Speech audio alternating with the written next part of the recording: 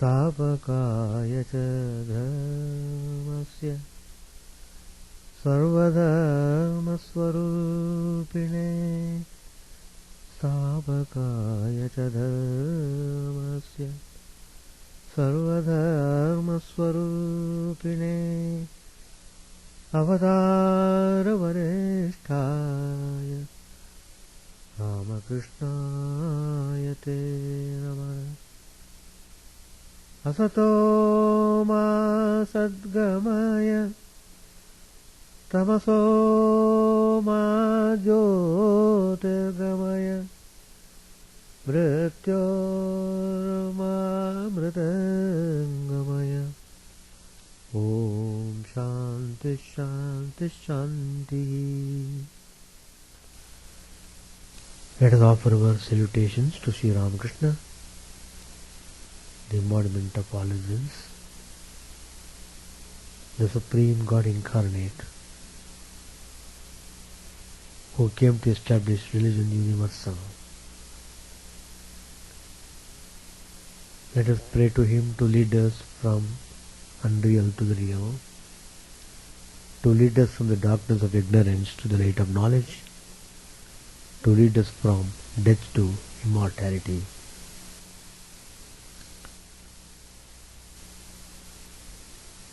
Today's topic: spiritual wisdom. The Divine Supreme, out of His infinite compassion and love towards the creation, He embodied Himself in a concrete form to guide us in the path of spirituality.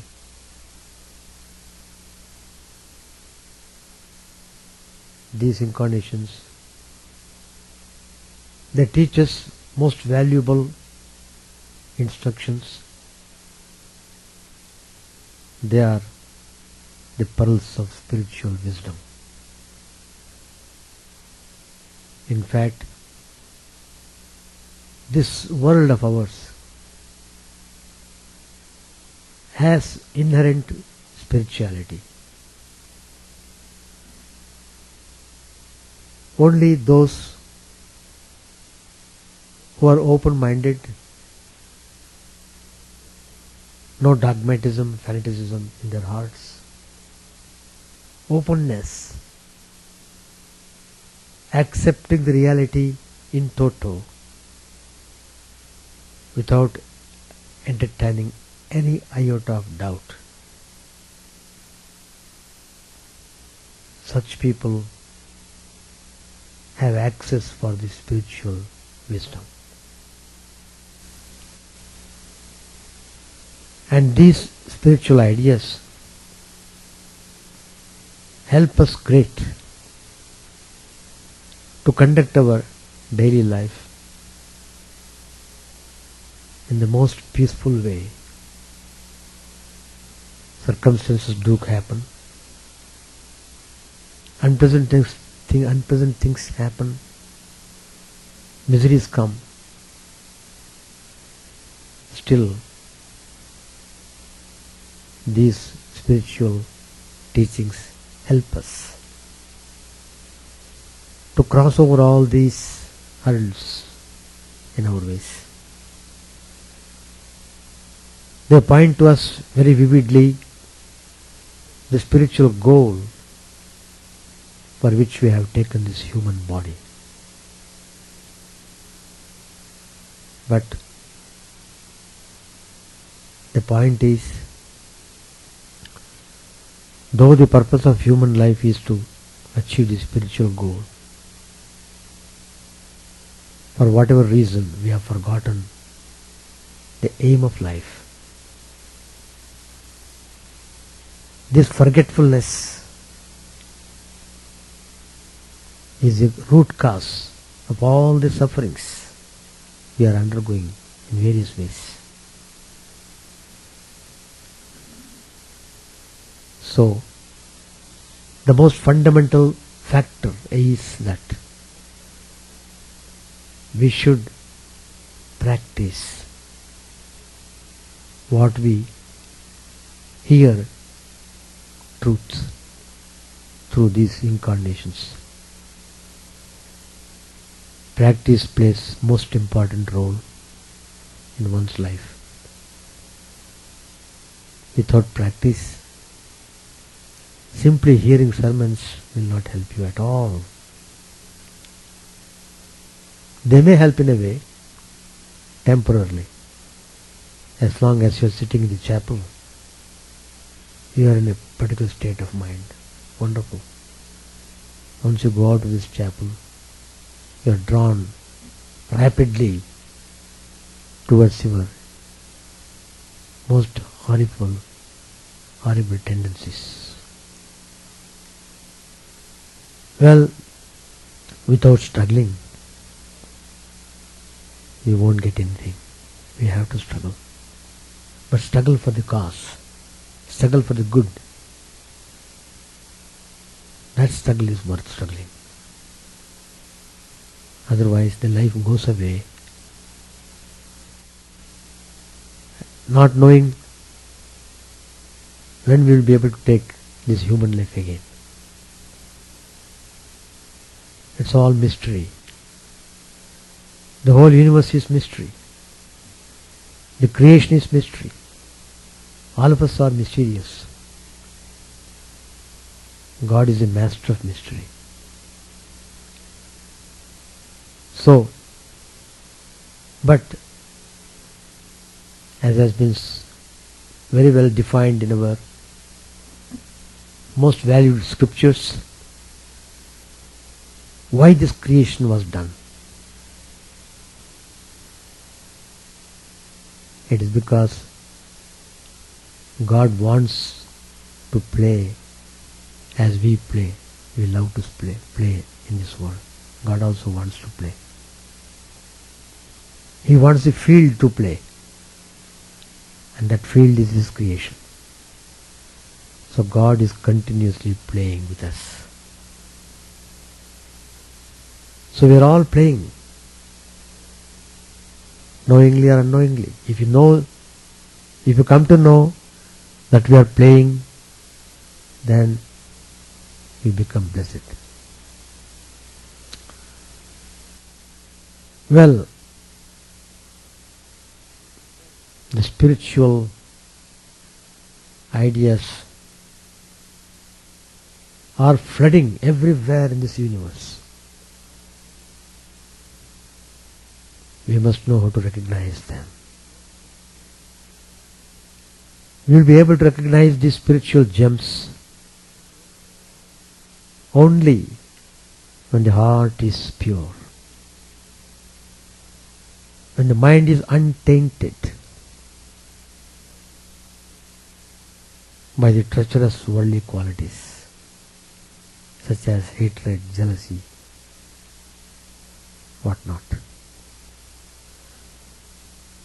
So spiritual life begins only when you have well established in character. That means you must be kind-hearted, friendly, loving, compassionate. All these virtues are to be very definitely cultivated. These virtues will give us a good insight to understand the glory of the play of the divine. So, one of the great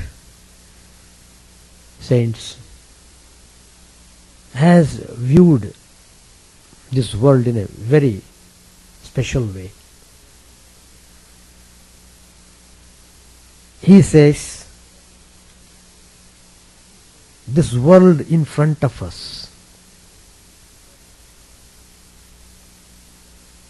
is, really speaking, a mirror. World is your mirror. It has got very great message to deliver us. What is the teaching of this saying that world is your mirror? Now, if you carefully scrutinize, observe, sincerely, honestly, diligently, wholeheartedly, you'll be able to see clearly the good you find in others is in yourself too. The faults, the mistakes, the errors you find in others are your faults as well. After all, to recognize something, you must know it. That's how this world teaches us. The possibilities you see in others are possible for you as well. Here is a person who has undergone spiritual practices and transformed himself from the so-called worldly life into spiritual way. And that is possible for every one of us. The beauty you see around you is your beauty. The world around you is a reflection, a mirror showing you the person you are. If your mind is in a bad shape, you see the whole world is in a bad shape. If your mind is overwhelmingly loving and good, you will see the whole creation is full of love and love only. That means it depends mainly upon your inherent manifestation of the divine qualities. So, to change your world, you must change yourself. To blame and complain will only make matters worse. The moment you are complaining and finding faults in others, from that moment onwards you are tainting your mind without any doubt. You are blackening your mind. The clean mind has been made unclean on account of this most terrifying action of finding faults in others. That is, criticizing others.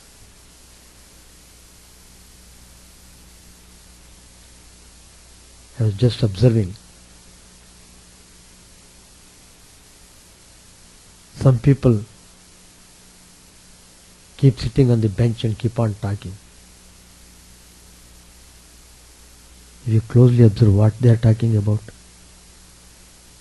talking nothing but criticizing others.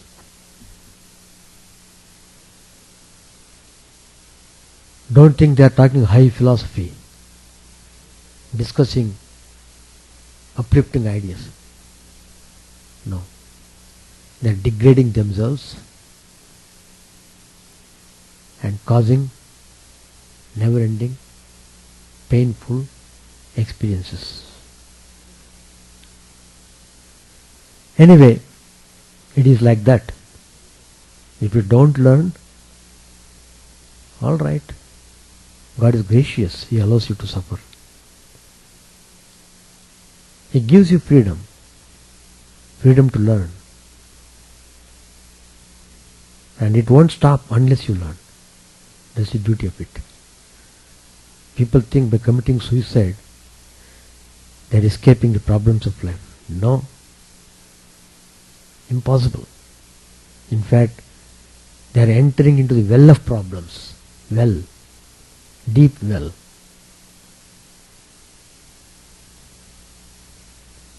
There is no way unless you struggle yourself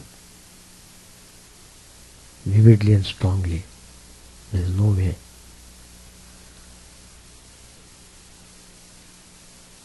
So, whatever you care about is your responsibility.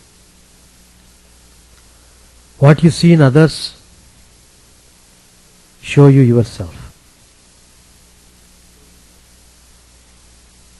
What you see in others shows you yourself. See the best in others and you will be your best. Give to others and you give to yourself. Admire creativity and you will be creative. Appreciate beauty and you will be beautiful. Love and you will be loved. Seek to understand and you will be understood. Listen and your voice will be heard. Teach and you will learn. That's how the world is present in front of us as a glorifying mirror. So these sublime truths, if you contemplate, certainly you are uplifting yourself.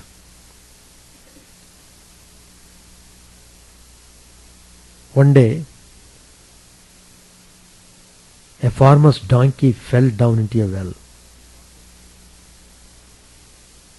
The poor animal got frightened and began to cry for hours. And the farmer was standing. He tried to figure out what to do. Then he thought, well, this donkey has served very well. It has lived its life. It has become old.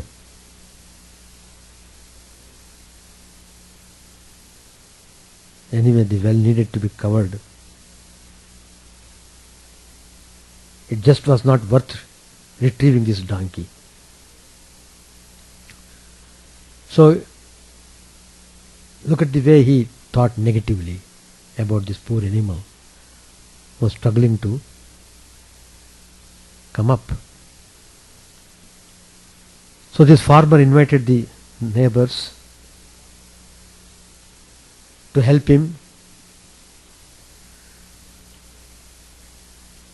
Help him in what way? Not to help him to save the animal. To help him to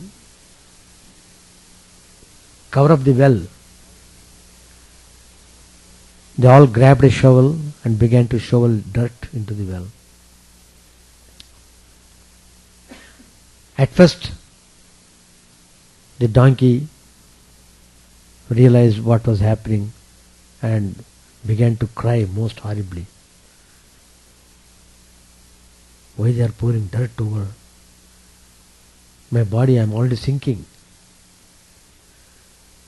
But then even that poor donkey had little way of thinking.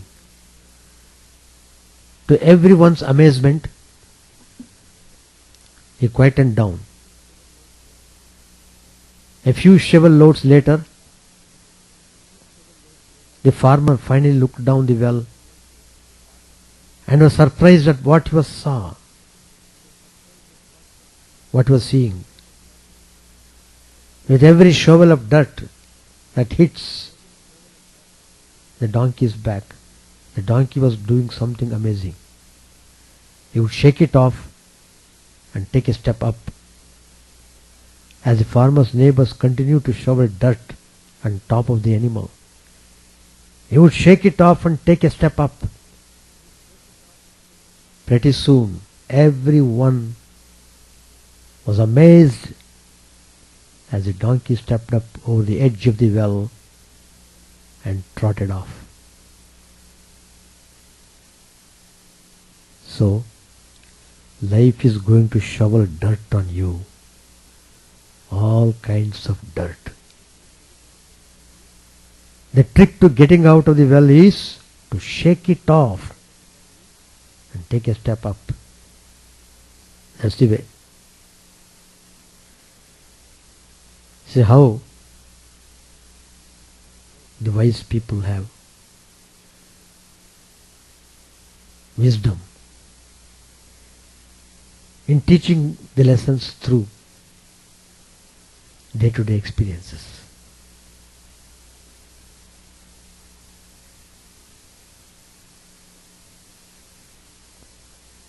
Another spiritual wisdom.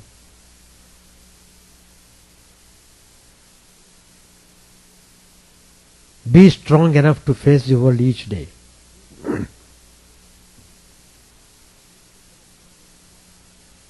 Be weak enough to know you cannot do everything. Be generous to those who need your help. Be frugal with what you need yourself. Be wise enough to know that you do not know everything. Be foolish enough to believe in miracles.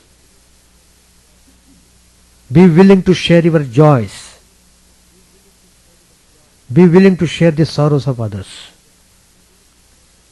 Be a leader when you see a path others have missed. Be a follower when you are shrouded in the midst of uncertainty. Be the first to congratulate an opponent who succeeds. Be the least and be the last to criticize a colleague who fails. Be sure where your next step will fall so that you will not stumble. Be sure of your final destination in case you are going the wrong way. Be loving to those who love you. By loving to those who do not love you, and they may change. So love is the principle of life. We should cherish this quality of loving.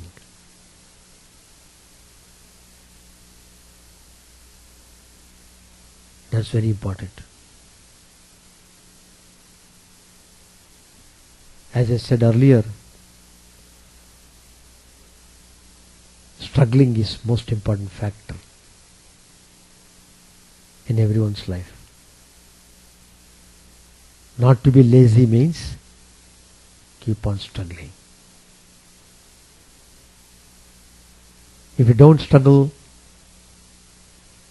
you are becoming more and more tamasic, depressed, frustrated, lose all interest in life. No, struggling is the way. Keep on struggling. It gives result. The way in which you struggle.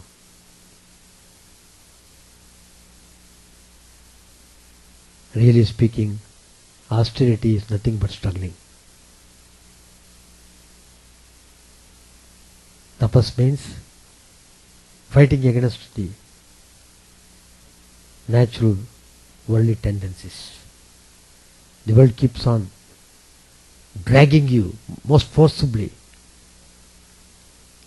and you have to struggle to get out of this dragging force. It is like swimming against gravitation, swimming against the current. Well, struggling has its own wonderful result.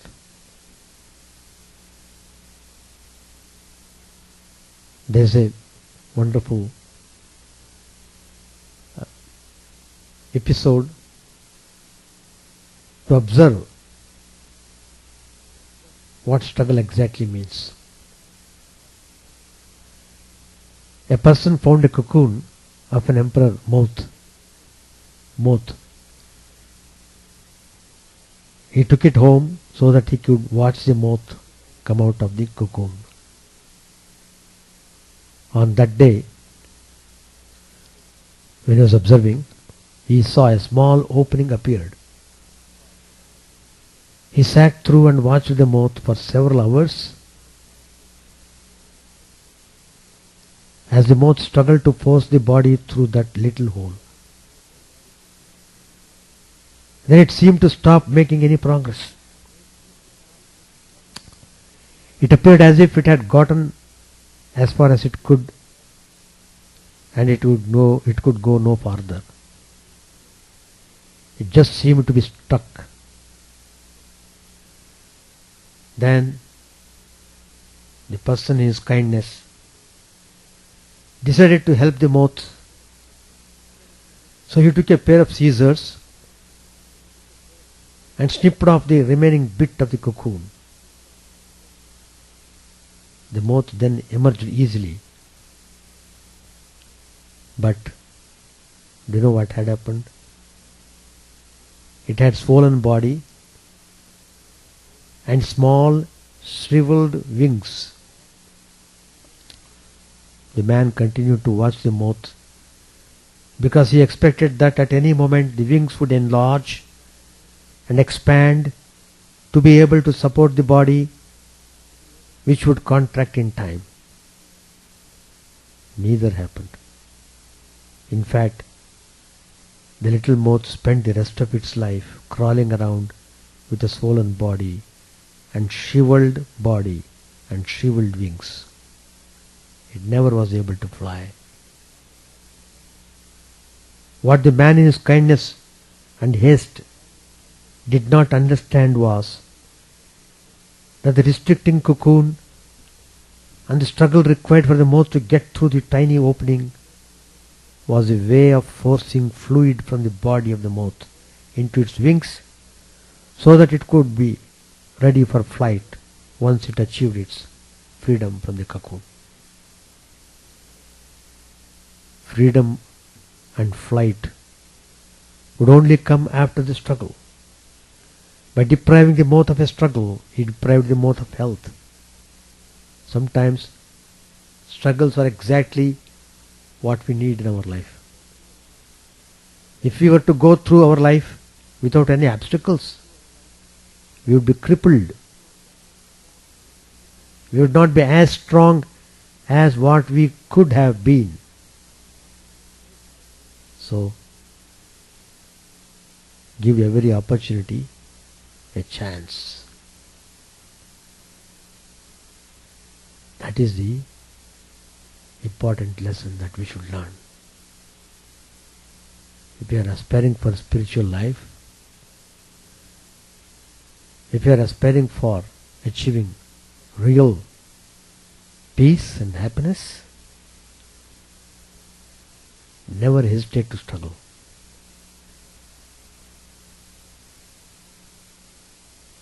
You have to earn the happiness. That earning comes only through struggling.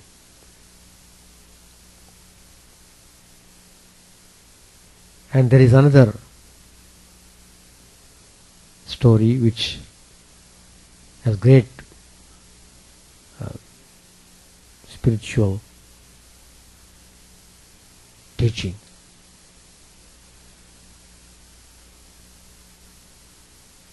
That is, we come across so many signals, but we are so dull, we don't care for the signals,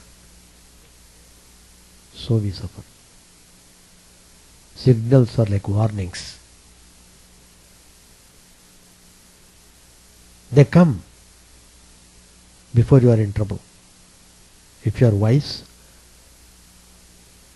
immediately do what is to be done when you get the signal. In fact, signals are your saviors. Signals are your saviors.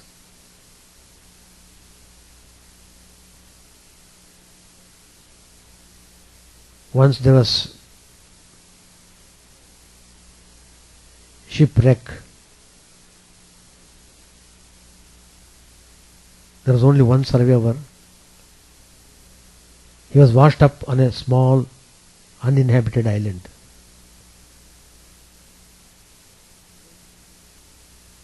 He prayed feverishly for God to rescue him. And every day he scanned the horizon for help. But none seemed forthcoming. Exhausted, he eventually managed to build a little hut out of driftwood to protect him from the elements and to store his few possessions. But then one day, after scavenging for food, he arrived home to find his little hut in flames, the smoke rolling up to the sky. The worst had happened. Everything was lost. He was stunned with grief and anger. God, how could you do this to me? He cried. Early the next day, however, he was awakened by the sound of a ship that was approaching the island. Actually, the ship had come to rescue him.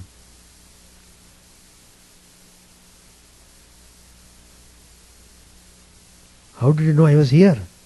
Asked the weary man of his rescuers. Those people, they said, well, we saw your smoke signal. The smoke was coming, so then we thought somebody must be there asking for help. It is easy to get discouraged when things are going bad. But we should not lose heart, because God is at work in our lives, even in the midst of pain and suffering. Remember, next time your little hut is burning to the ground, it just may be a smoke signal that summons the grace of God.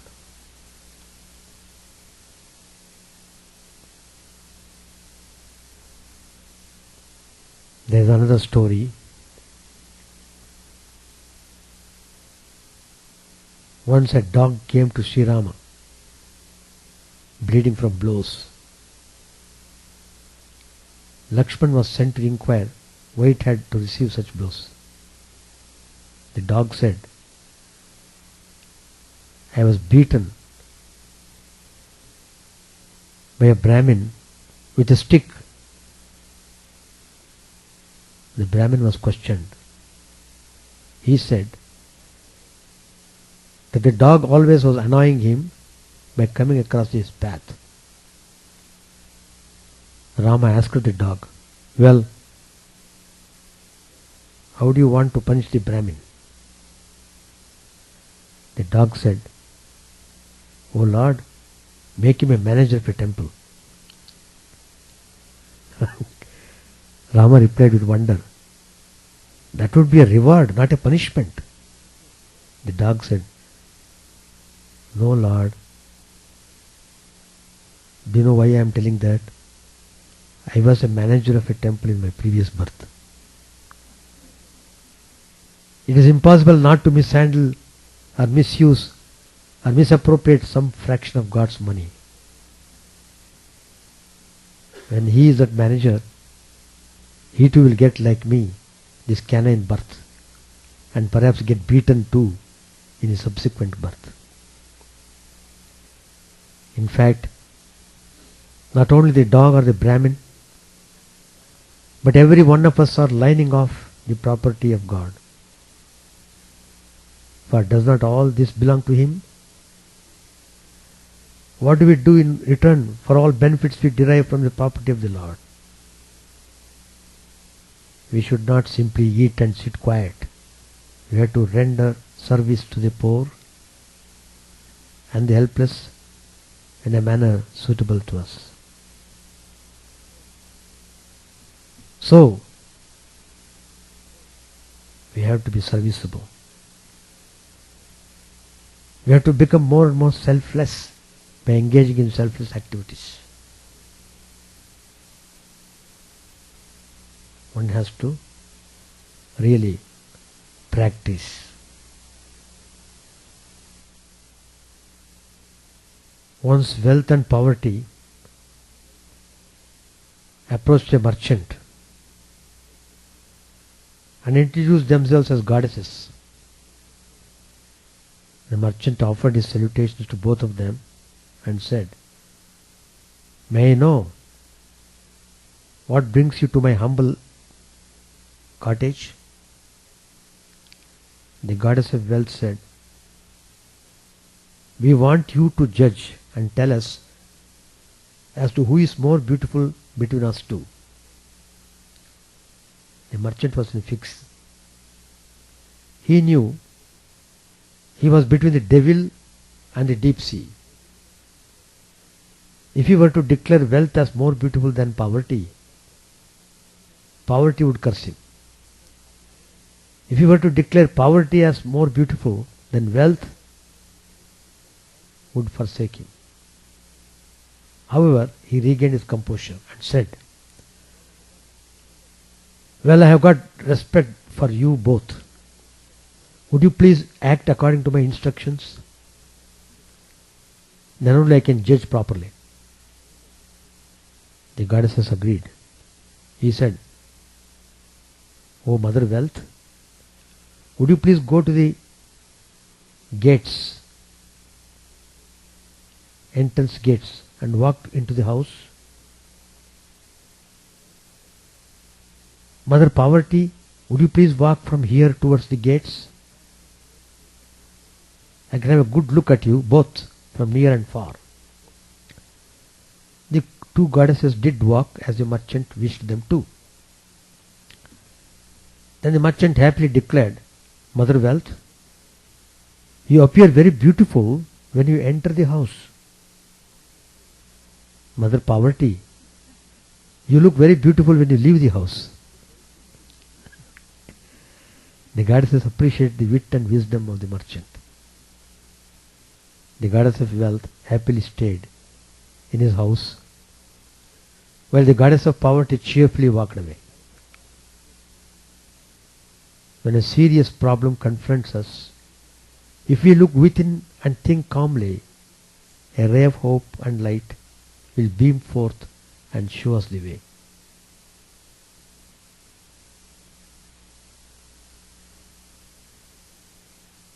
Once a king wanted to know answers to 3 questions about which he had been contemplating for a long time. One day the king raised these questions in his court hall. The questions were, where is God? In what direction does he cast his look? What does he do? These are the 3 questions. None could answer these questions. Then the king summoned with due honor a sage to his court. He asked the sage to answer these questions. The sage replied, "Look, like butter in the milk, God is everywhere." To answer the second question, the sage asked for a lamp. He lit the lamp and asked the king, "In which direction does this lamp shed its light?" The lamp sheds its light in all the directions, replied the king. The sage said, likewise, God is effulgence itself, and his vision is not directed to a particular place or person. He is all-seeing. The king asked, what does it do? The sage said, since I am in a way instructing you in spiritual matters, I am in the position of a preceptor, you a disciple. So we have to exchange our places. Are you prepared for this? The king agreed and came down from his elevated position and sat on the seat in which the sage sat. The sage said with a twinkle in his eyes, this is what God does. He brings down the mighty and elevates the humble. He can make the poor rich and the rich poor. He can do anything. He is all pervading. He is all seeing and omnipresent, omnipotent. The king was very much pleased with his answers. He expressed his gratitude to the sage. Like the king in the story, every one of us should try to understand the true characteristics of God. God is omnipresent, omniscient, and omnipotent.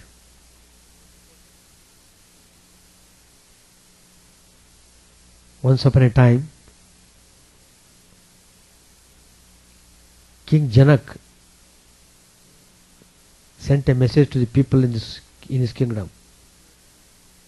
If there be amongst you a great scholar, a pandit, a mahatma, a yogi, a maharshi, a sage, whoever he may be, let him come and teach me the knowledge of Atman.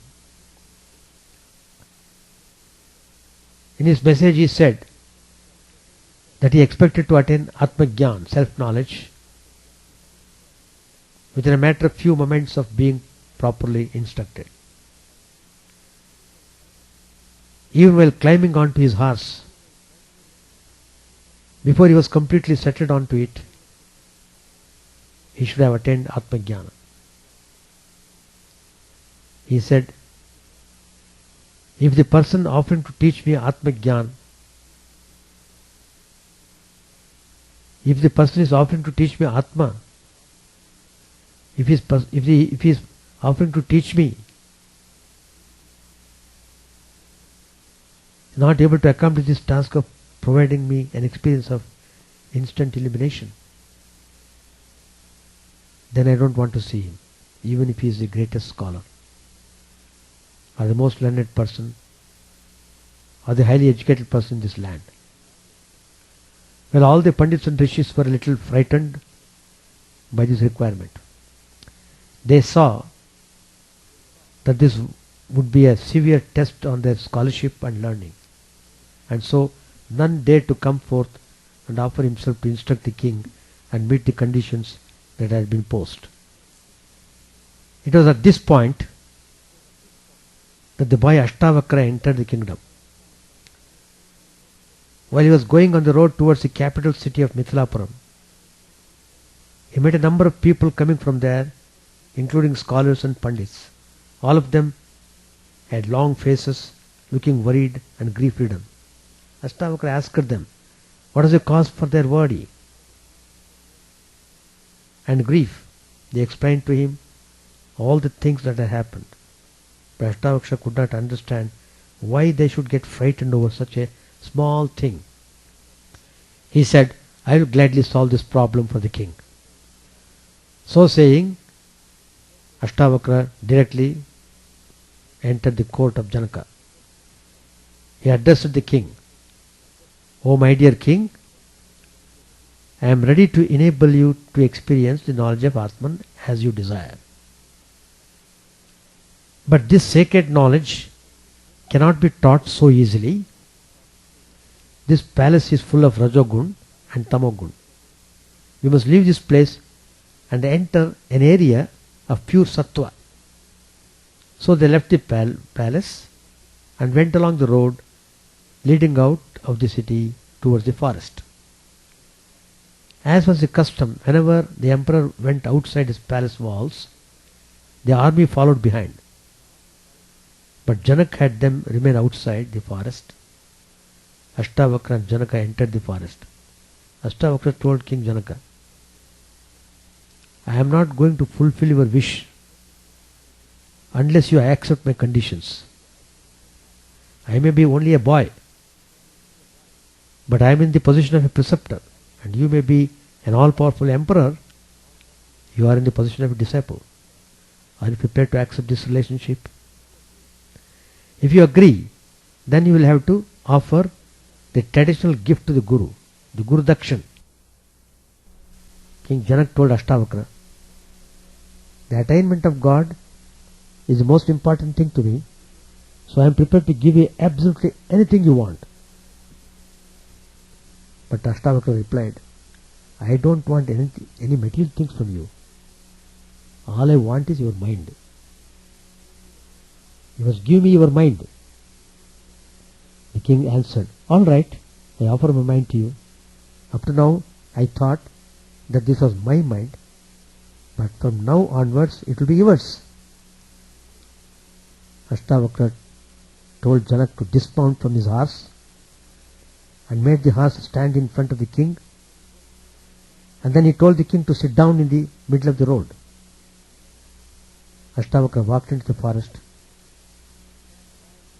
and sat quietly under a tree. The soldiers waited for a long time. Neither the king nor Ashtavakra returned from the forest. The soldiers wanted to find out what had happened to them. So one by one, they proceeded to look for them. When they went along the road leading into the forest, they found the king seated there in the middle of the road. The horse was standing in front of the king. The king had his eyes closed and sat still, almost immobile. Ashtavakra was not to be seen. The officers were afraid that Ashtavakra might have exercised some magic spell over the king and had made him lose consciousness. So they went to look for the Prime Minister. The Prime Minister came and addressed Janak. O king! He called out 3 times. But King Janaka did not open his eyes. He did not move at all. The Prime Minister became frightened. Not only the Prime Minister, but all the officials were now getting frightened. Because the time when the king usually took his food and drink had passed, and the king still had not stirred. In this way, the day went on and evening came, but the king did not move from his position, sitting there immobile on the road. Left with no alternative, the Prime Minister sent the chariot back to the city to bring the queen, thinking that if the queen spoke to the king, he would surely respond. The queen came and addressed the king, O Raja. She called 3 times. The king did not stir. There was absolutely no response from the king. Meanwhile, the soldiers searched throughout the whole forest for Ashtavakra. There under a tree, Ashtavakra was seated peacefully in absolute calm and serenity. The soldiers caught hold of him and brought him towards the place where the king was. Ashtavakra told them, why are you all so worried? The king is safe and everything is all right. But still they insisted and brought him before the king, seated on the road, with his eyes closed, his body completely still. The soldier said, here, look for yourself. See what has happened to the king. Until that time, whether the Prime Minister or the ministers or the queen or any other court officials or common people had called out and addressed the king, he neither opened his mouth in answer nor opened his eyes in acknowledgement. But now, Ashtavakra came and spoke to the king. King Janaka immediately opened his eyes and replied, O Swami. Ashtavakra questioned the king. Well, the ministers have come, and the soldiers have come, and also many others have come. Why did you not reply to their entreaties? Janaka answered, thoughts, words and deeds are associated with the mind, and I offered my mind entirely to you. Therefore, before I can use the mind for anything, I need your permission. What authority do I have to speak to anyone or use this mind in any way without your permission and command? Then Ashtavakra said, well, you have attained the state of God realization. Ashtavakra told Janaka to put one foot in the stirrup and get up on the horse. By the time he had climbed up and seated himself on the horse and put his other foot in the stirrup, he had attained the experience of Atman. Once a person has offered his mind, and with it all his words, deeds and thoughts, then he will not have the authority or the power to perform any actions without the permission of the one to whom he has surrendered his mind. That's the way. So if we understand and see closely the movements of the God's creation, there are plenty of lessons for us to learn and make our life blessed. This human life is meant for that. Make the life blessed. Thank you.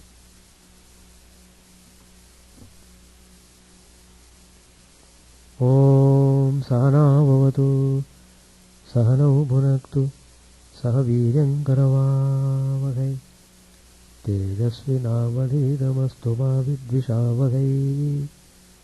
Om Shanti Shanti Shanti. Hari Om Tat Sat. May the Lord protect us, may He nourish us. May we not be fruitful and enlightened. May we not hate each other. Peace, peace, peace be unto all.